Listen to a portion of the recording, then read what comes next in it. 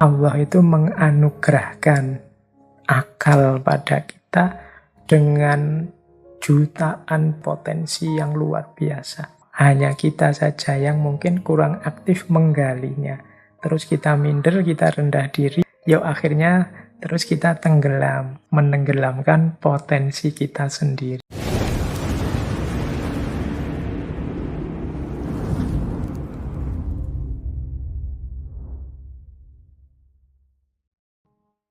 Assalamualaikum warahmatullahi wabarakatuh. Bismillahirrahmanirrahim. Kita mulai tema creative thinking atau berpikir kreatif. Saya ulang sebentar ya definisi berpikir itu. Ini sebenarnya istilah sehari-hari sering kita pakai. Bahkan kita sering nyindiri orang yang ndak mau mikir, ndak mau berpikir. Misalnya, mbok yo mikir dong. Atau diksi-diksi yang semacam itu. Itu menunjukkan bahwa orang itu kalau disebut ndak mikir, orang itu kalau disebut ndak bisa berpikir, itu sesuatu yang memalukan bagi dirinya. Makanya banyak orang nyindir orang yang dianggap ndak bisa berpikir. Semoga teman-teman yang ikut ngaji malam hari ini tidak termasuk orang-orang yang anti berpikir. Tidak mau menggunakan akalnya.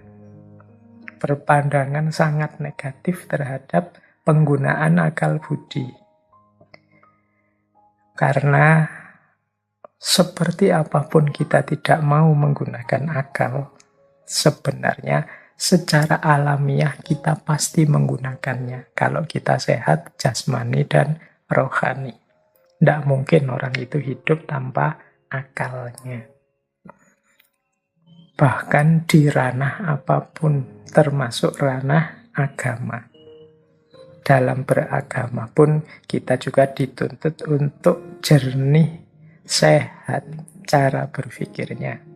Meskipun nanti tentu saja standar berpikir jernih dan berpikir sehat itu kadang-kadang beda-beda.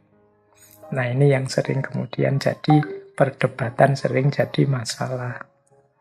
Tapi kita tidak ke situ dulu. Kita awali dulu pelan-pelan. Dari definisi berpikir. Apa sih berpikir itu?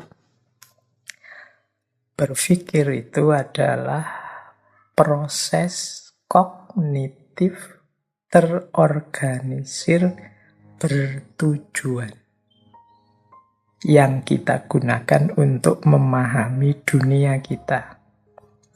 Nah, perhatikan 3 ciri tadi ya. Kognitif, terorganisir, bertujuan.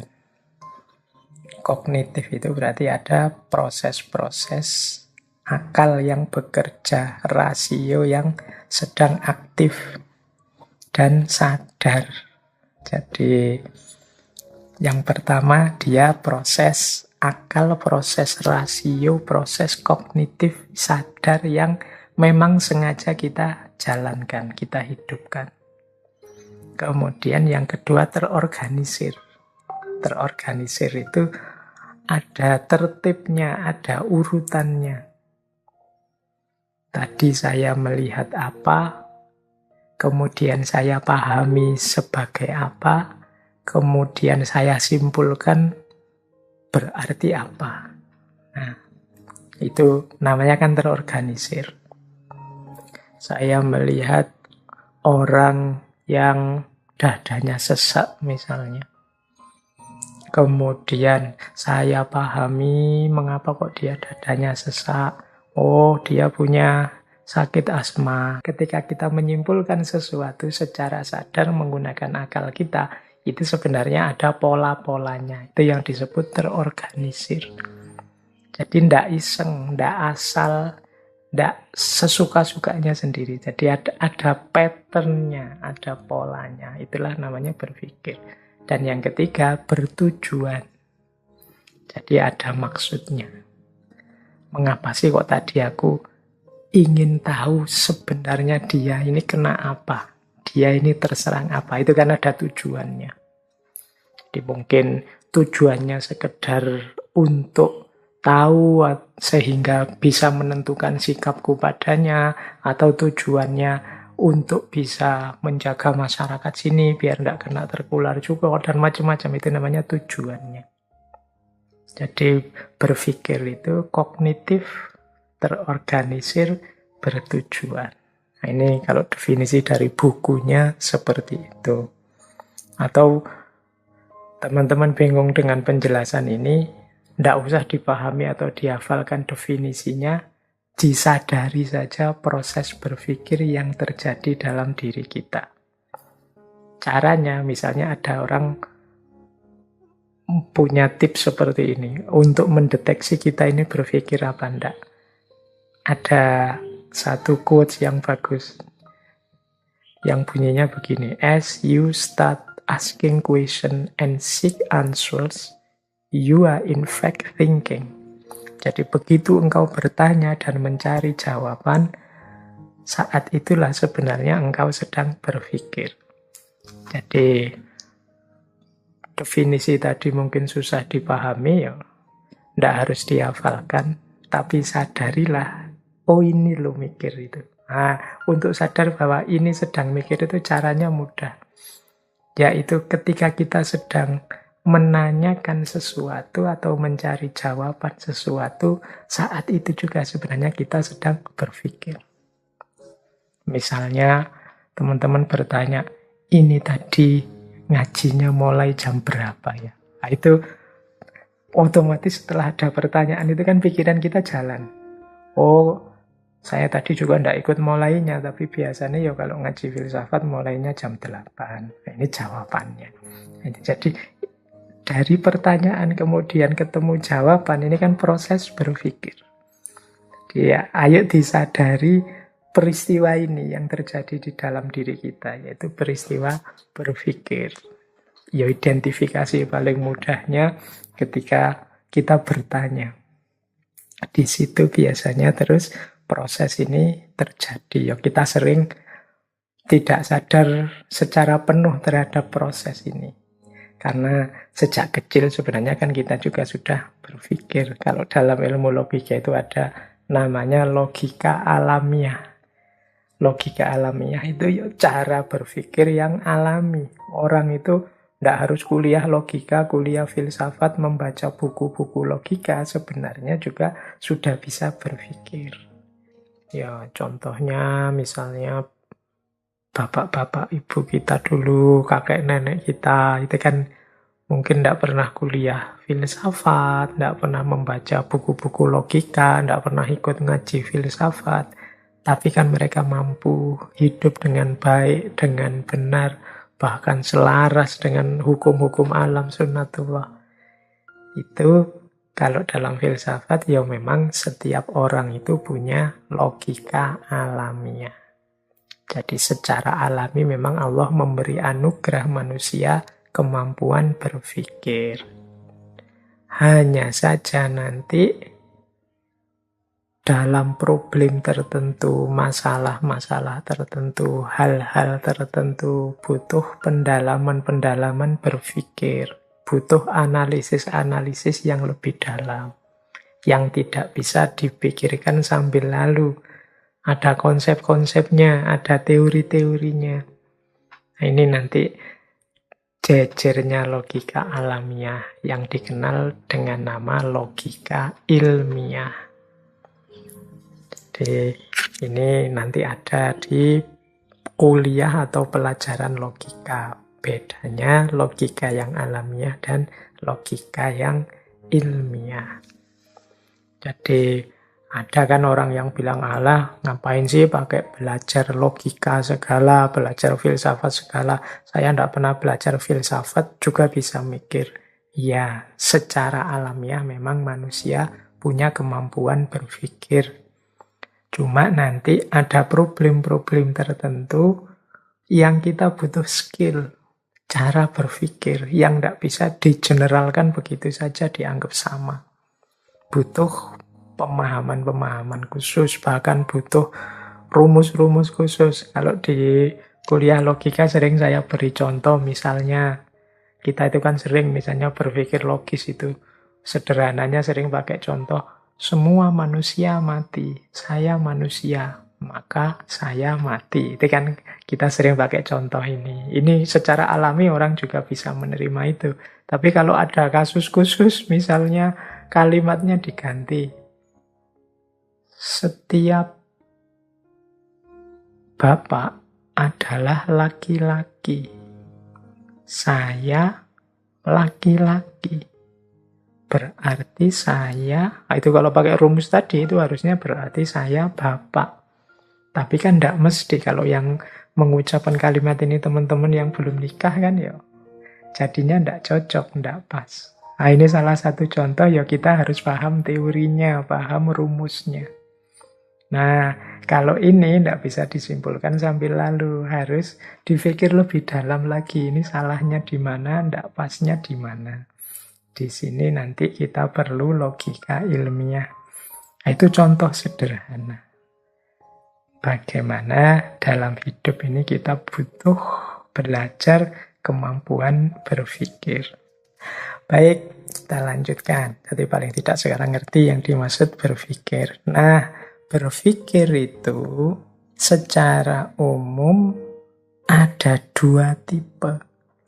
Ini yang satu sudah saya sampaikan dulu. Jadi dua tipe ini, yang pertama adalah critical thinking, berpikir kritis. Yang kedua adalah creative thinking, atau berpikir kreatif. Malam ini kita lanjutkan tipe yang satunya, yaitu berpikir kreatif. Kalau yang berpikir kritis itu kan ada menganalisis, mengevaluasi, menalar, dan lain sebagainya.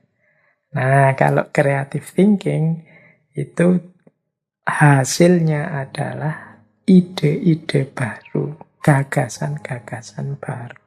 Itu namanya creative thinking atau berpikir kreatif. Ini cara berpikir yang berbeda, meskipun saling membutuhkan, saling mendukung. Jadi yang satu kritis, yang satu kreatif. Nanti kalau masuk mungkin ilmu tentang neuroscience itu sering penjelasannya dikaitkan dengan bagian otak manusia. Yang otak kiri itu sifatnya matematis, critical thinking. Yang otak kanan itu berhubungan dengan imajinasi kreatif. Dari situ lahir ide-ide baru, gagasan yang baru. Nah, kombinasi dari berpikir kritis dan berpikir kreatif inilah nanti manusia menyelesaikan problemnya. Manusia membuat keputusan-keputusan. Kalau orang hanya kritis saja tapi tidak kreatif, ya bagus. Dia hidup dengan tepat, dengan benar, tapi hidupnya tidak berkembang. Ya macet di situ-situ saja, muter di situ saja. Tidak ada ide baru, tidak ada gagasan baru.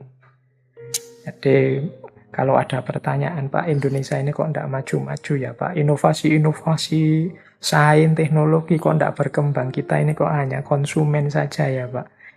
Hanya mengkonsumsi produk-produknya orang, gagasan-gagasan, ide-idenya orang.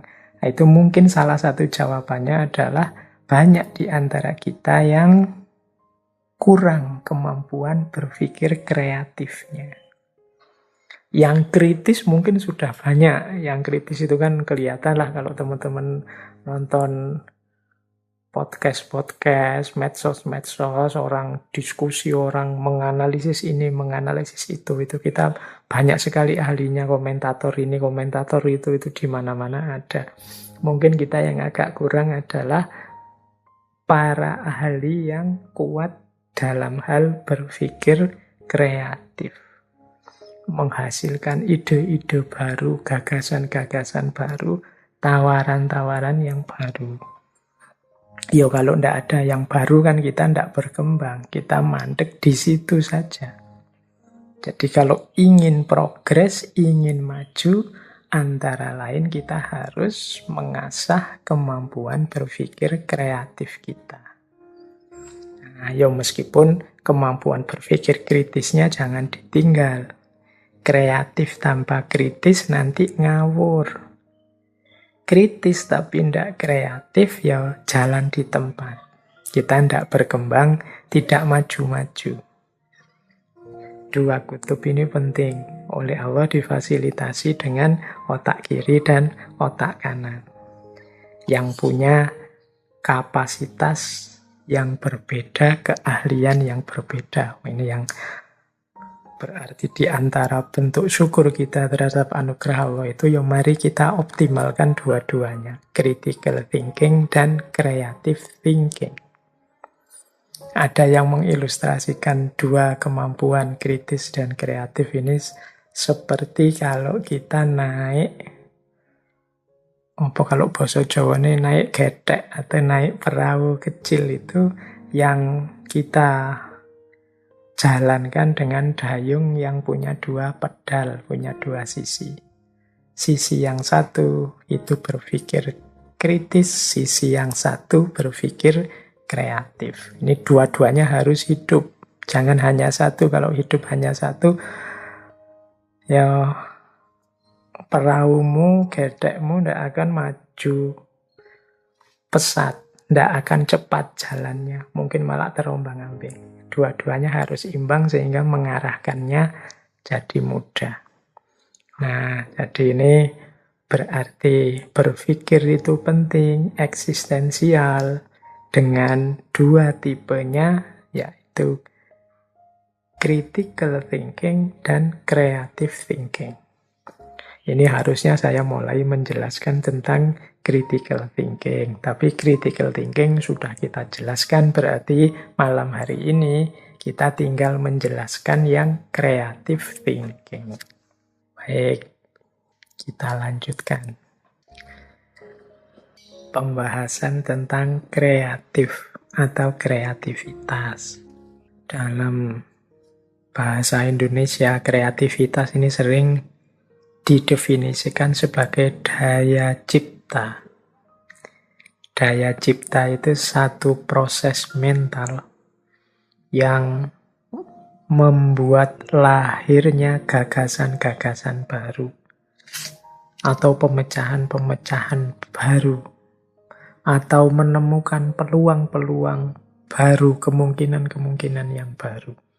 Ini kalau dalam bahasa Indonesia ini disebut daya cipta. Kemampuan mengkreasi, mengcreate. Meskipun yang dimaksud baru itu tidak harus sesuatu yang sama sekali sebelumnya belum ada. Bisa juga dalam bentuk kombinasi-kombinasi. Bisa dalam bentuk merangkai yang sudah ada, yang sebelumnya dikenal sehingga jadi sesuatu yang baru. Misalnya dulu orang kenalnya handphone itu sebagai alat komunikasi. Tapi kemudian gagasan tentang handphone ketemu dengan gagasan tentang kamera, digabung jadilah smartphone misalnya. Hari ini kan smartphone itu ya handphone kita yang ada berbagai macam alat di situ. Tidak hanya kamera sebenarnya. Tapi ini sebenarnya menunjukkan sesuatu kreasi, daya cipta yang luar biasa menggabungkan ide-ide yang ada sebelumnya. Jadi kamera kan orang sudah kenal sebelumnya, handphone orang sudah kenal sebelumnya. Nah, nanti handphone yang ada kameranya itu sesuatu yang genuine. Nah, ini namanya kreativitas. Peradaban manusia itu berkembang, maju, progres karena kuncinya adalah daya kreasi atau daya cipta atau kreativitas ini. Maka berpikir kreatif seperti saya bilang tadi nanti menjadi kuncinya kemajuan. Baik, saya lanjutkan. Nah, malam hari ini kita akan banyak belajar dari seorang tokoh yang dikenal sering dan banyak menulis tentang teknik berpikir. termasuk berpikir kreatif ini. Namanya adalah Edward de Bono. Teman-teman mungkin pernah membaca buku beliau ya, ada beberapa yang populer sekali, misalnya 6 topi berpikir, berpikir lateral, dan lain sebagainya. Beliau ini dokter, psikolog, penulis, filosof yang berasal dari Malta. Nah, malam hari ini kita akan mengambil beberapa teori dan konsep dari beliau tentang berpikir, khususnya berpikir kreatif ini. Menurut Edward de Bono, kreativitas itu adalah sumber daya manusia yang paling penting. Kata beliau, kalau tidak ada kreativitas, tidak akan ada kemajuan, maka kita selamanya hanya akan mengulang hal yang sama. Kalau manusia itu tidak kreatif, kita mungkin hari ini memakai baju yang sama seperti manusia-manusia purba, manusia primitif zaman dulu. Mungkin kayak baju kita masih kayak Flintstone itu, mobilnya ya masih mobil kayak di Flintstone itu, tidak berkembang-berkembang sampai sekarang. Tapi kan manusia itu kreatif. Jadi selalu terjadi kemajuan dan perubahan. Kuncinya apa? Daya kreativitas. Maka malam hari ini, mari kita latihan berpikir kreatif dalam rangka memenuhi amanat Allah untuk memajukan dan memakmurkan bumi. Nah, kita lanjutkan lagi. Menurut Edward de Bono lagi, berpikir kreatif itu bukan bakat, tapi satu keterampilan yang dapat dipelajari. Ia memberdayakan manusia dengan menambah kuat kemampuan alaminya, produktivitasnya, dan keuntungan-keuntungan lainnya. Jadi ini penting ya, kita garis bawahi. Berpikir kreatif itu bukan bakat, tapi keterampilan yang dapat dipelajari. Berarti teman-teman tidak boleh alasan, Pak, saya tidak bisa Pak kalau disuruh kreatif itu. Saya tidak bisa Pak kalau saya disuruh mencari solusi, menemukan ide-ide baru. Saya itu makomnya hanya follower Pak. Saya itu konsumen, bukan produsen. Termasuk dalam hal pikiran. Nah ini berarti kalau mengikuti pikiran Edward de Bono tadi, tidak begitu. Mungkin itu hanya alasan kita saja, dalih kita saja karena kita malas. Setiap orang itu bisa. Ini seperti keterampilan. Ya keterampilan itu memang kalau kita tidak belajar, tidak melatih diri, ya memang tidak bisa. Tapi kalau kita mau dan serius melatih diri, insya Allah bisa. Wong itu keterampilan yang bisa dipelajari. Tidak ada hubungannya dengan bakat. Jadi jangan alasan, tidak bakat saya mikir itu Pak. Tidak bakat saya filsafat itu, tidak bakat. Tidak, itu keterampilan kok. Itu alat yang bisa kita pakai dan kita bisa belajar cara memakainya yang benar.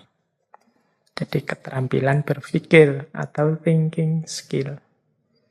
Ini penting karena sering saya dengar orang dengan dalih ini kemudian tidak mau belajar untuk cara berpikir yang benar, belajar logika atau belajar filsafat. Tidak, ini bukan bakat, tapi keterampilan. Berarti kuncinya ada kita mau atau tidak untuk berlatih dan belajar sampai kita menguasai keterampilan itu. Mungkin nanti ada yang tanya juga, tapi kan ndak belajar juga ndak apa-apa toh Pak, ndak berlatih di situ ndak apa-apa toh Pak, kon ndak wajib, ndak ada dalilnya juga, misalnya ada yang ngeyel begitu. Iya, ayo itu hakmu sih mau belajar untuk terampil apa ndak, tapi jangan lupa berpikir kreatif itu kunci kemajuan, kunci kita sukses menjalankan berbagai kewajiban-kewajiban kemanusiaan dan juga kewajiban kehambaan. Jadi itu garis bawah dari pandangannya Edward de Bono bahwa berpikir kreatif itu tidak ada hubungannya dengan kapasitas kita atau bakat kita. Makanya ada quote yang terkenal sekali yang bunyinya stop killing your own ideas. Berhenti membunuh gagasanmu sendiri. Bagaimana kok orang membunuh gagasannya sendiri? Dengan cara dia tidak mau berpikir. Coba dia mau berpikir, coba dia mau mengembangkan pemikirannya. Mungkin dari dirinya akan muncul ide-ide segar, gagasan-gagasan yang luar biasa, yang manfaat maslahatnya banyak. Jadi, stop killing your own ideas. Jadi, jangan membunuh dirimu sendiri secara intelektual. Nah, itu mungkin maknanya begitu. Membunuh diri secara intelektual itu dengan tidak mau mikir atau punya pandangan, biar yang pinter-pinter saja Pak, yang lain saja yang mikir. Saya tidak nyampe Pak, saya tidak tuh untuk saya mikir sampai ke sana. Kan ada yang pendiriannya seperti itu. Itu mirip seperti kritik dari quotes ini, stop killing your own ideas. Jadi, mbok jangan bunuh diri intelektual. Ayo berjuang. Ya namanya berjuang ya tetap semampu kita. Jangan mau berhenti berpikir. Ada pandangan bahwa setiap orang itu sebenarnya kreatif. Tidak ada kok orang itu tidak kreatif. Ada pandangan juga, semakin kita percaya bahwa kita kreatif, semakin kita akan kreatif. Mengapa kok ada orang yang merasa dirinya tidak kreatif? Pertama-tama karena dia sejak awal sudah tidak percaya bahwa dirinya kreatif. Allah itu menganugerahkan akal pada kita dengan jutaan, puluhan, mungkin ratusan juta potensi yang luar biasa. Hanya kita saja yang mungkin kurang aktif menggalinya. Terus kita minder, kita rendah diri, memposisikan diri, Pak saya level-level orang biasa awam saja Pak, tidak mungkin saya punya gagasan-gagasan otentik. Yuk akhirnya terus kita tenggelam. Menenggelamkan potensi kita sendiri. Teman-teman kan mungkin sering ngalami ya, misalnya ini loh dari orang yang tidak terduga-duga tiba-tiba muncul gagasan yang luar biasa. Ini orang ini hanya pedagang keliling, tapi begitu diajak ngobrol, keluar ceplosan yang mengagetkan, yang tidak kalah dibandingkan para filosof. Simbahku, nenekku ini hanya petani, tapi kalau menasehati kalah Cicero, Seneca, Marcus Aurelius itu. Mengapa bisa begitu? Ya memang karena setiap orang punya derajat level intelektual yang tinggi. Hanya saja mungkin banyak orang yang tidak sadar atau tidak percaya dengan kapasitas dan kemampuannya. Ada pandangan lagi, kreativitas seseorang itu dari ekspresi otentiknya. Kalau teman-teman ingin kreatif, berhenti jadi follower saja, yang membebek saja, ikut saja gagasan orang. Itu yang membuat kita selalu bingung, terombang-ambing ke kiri, ke kanan, ke selatan, ke utara. Ayo, ekspresikan keinginan otentikmu. Ungkapkan apa yang engkau inginkan. Jangan malu-malu menyatakan apa yang terlintas di pikiranmu. Siapa tahu dari situ muncul gagasan-gagasan besar dan penting. Jadi, stop killing your ideas.